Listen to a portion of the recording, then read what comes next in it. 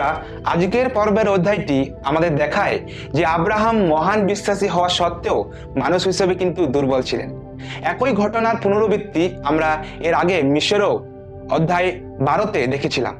নমস্কার প্রিয় বন্ধুরা, আমি মলয় দাস জিএস লাভ বেঙ্গলি চ্যানেলের পক্ষ থেকে আপনাদের সকলকে আরো একবার আন্তরিক স্বাগতম জানাই। বন্ধুরা, আজ আমরা আমাদের ধারাবাহিক বাইবেল পরিক্রমা সিরিজের একটি নতুন পর্ব নিয়ে অধ্যয়ন করতে চলেছি। এই সিরিজের আগের ভিডিওগুলি দেখতে চাইলে উপরে দেওয়া আই বাটনে ক্লিক করে প্লেলিস্ট থেকে অবশ্যই দেখতে পারেন। চলুন তাহলে আজকে পর্বটি শুরু করা যাক। আদি পুস্তক তার 20 অধ্যায় 1 থেকে 18 পদে আমরা দেখতে পাই কি আব্রাহাম ও সারা যাযাবর জীবনযাপন করছিলেন এবং পশুপাল নিয়ে নেগেব অঞ্চলে তাম্বু খাটিয়েছিলেন। এই সময় তারা গারার নামক নগর রাষ্ট্রে উপস্থিত হন, যা পরবর্তীকালে পলেষ্টীয়দের এলাকা হিসেবে পরিচিত হয়।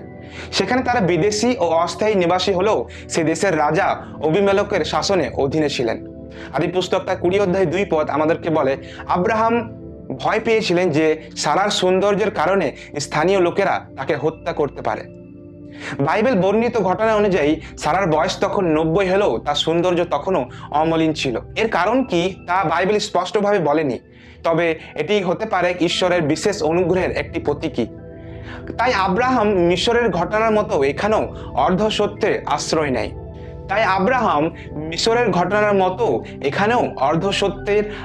নিলেন এবং প্রচার করলেন যে সারা তার বোন। এর ফলে রাজা অবিমেলেক সারাকে নিজের অন্তঃপুরে নিয়ে যান। এটি ঈশ্বরের প্রতিশ্রুতির বিরুদ্ধে একটি বড় বিপর্যয়, কারণ ঈশ্বর সারা ও আব্রাহামের মধ্যে একটি সন্তান ইসহাক দেওয়ার প্রতিজ্ঞা করেছিলেন। সারা অন্য পুরুষের কাছে যাওয়ার মনে সে পবিত্র বংশধারা এখন সংকটে। মানুষ ভুল করলেও ঈশ্বর তার পরিকল্পনা রক্ষা করেন।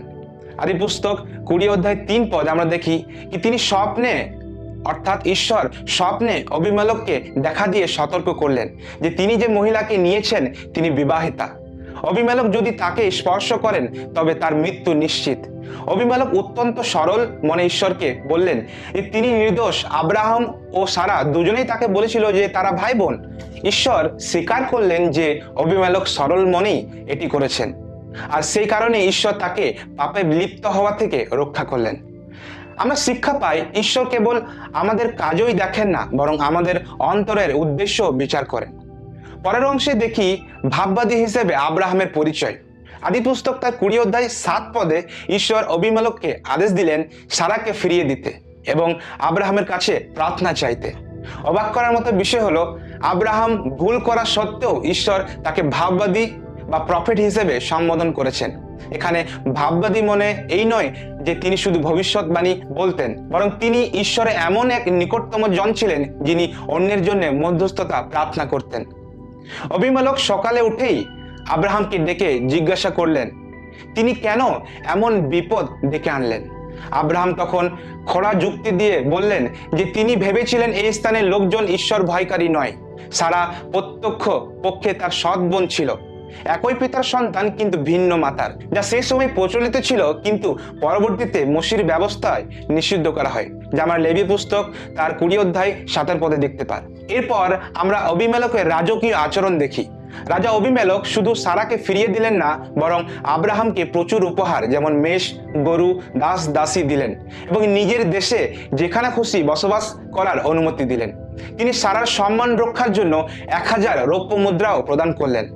শেষ অংশে আমরা দেখি আদি পুস্তক তার 20 অধ্যায় 17 থেকে 18 পদে ঈশ্বরের ক্রোধের কারণে অবিমেলেকের পরিবারে মহিলারা গর্ভধারণ অক্ষম হয়ে গেছিল, কিন্তু যখন আব্রাহাম প্রার্থনা করলেন তখন ঈশ্বর অবিমেলেক, তার স্ত্রী ও দাসীদের সুস্থ করলেন এবং তারা আবার সন্তান ধারণে সামর্থ্য হলো।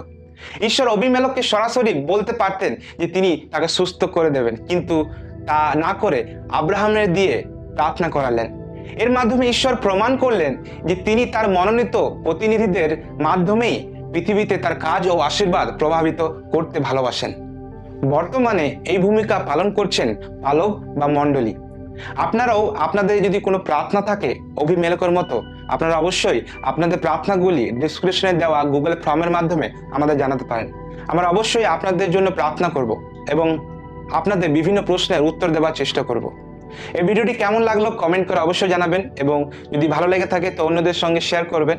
এবং আমাদের চ্যানেলের সঙ্গে জুড়ে থাকুন এরকম আরও অন্যান্য আশীর্বাদপূর্ণ ভিডিও পাওয়ার জন্য। ঈশ্বর আপনাদের সহবর্তী হন। জয় যিশু।